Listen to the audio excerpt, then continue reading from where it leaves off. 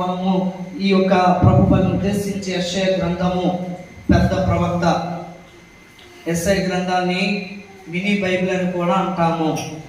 చిన్న బైబిల్ ఎందుకు తెలుసండి, 66 పుస్తకాలు ఈ యొక్క ప్రవక్త గ్రంథములో రాయబడి ఉన్నది. దేవునికి స్తోత్రం. హల్లెలూయా. 66 పుస్తకాలు ఈ యొక్క యెషయా గ్రంథంలో రాయబడి ఉంది కాబట్టి దీనికి దైవజనులు ఒక మంచి పేరు పెట్టారు, ఇది ఒక చిన్న బైబిల్.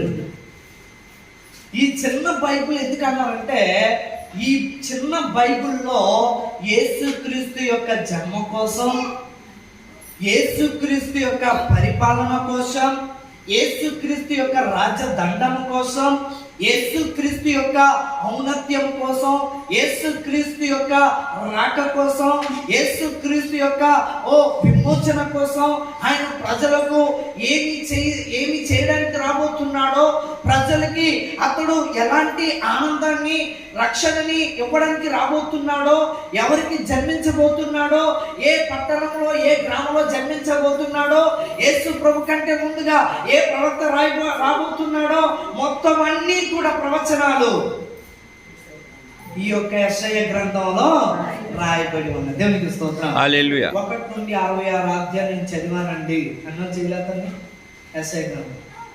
దేవునికి స్తోత్రం.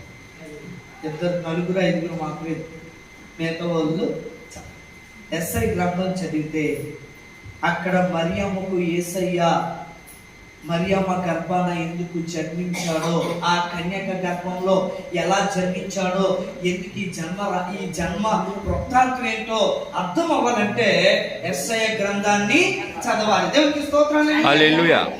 యేసుక్రీస్తు ప్రభువు ఈ లోకంలోకి ఎందుకు వస్తారంటే, చూడండి మత్తయి సువార్త 1వ అధ్యాయం 21వ వచనం చదవండి. యేసుక్రీస్తు ప్రభువారు ఎందుకు, ఎలా, దేని కొరకు ఈ లోకంలోకి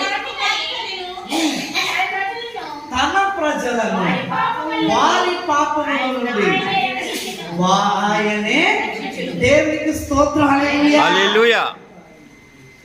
మత్తయి సువార్త క్రిస్మస్ కోసం ఉండే ఒక వర్తమానంలో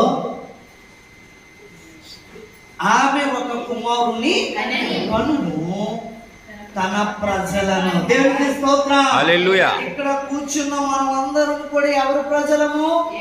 యేసుక్రీస్తు యొక్క ప్రజలము, ఆయన బిడ్డలము, ఆయన కుమారులము, కుమార్తెలము, ఆయన వారసులము. మనము తన ప్రజలను, తన అంటే మనమందరం ఆయన సొంతం, ఆయన వారు.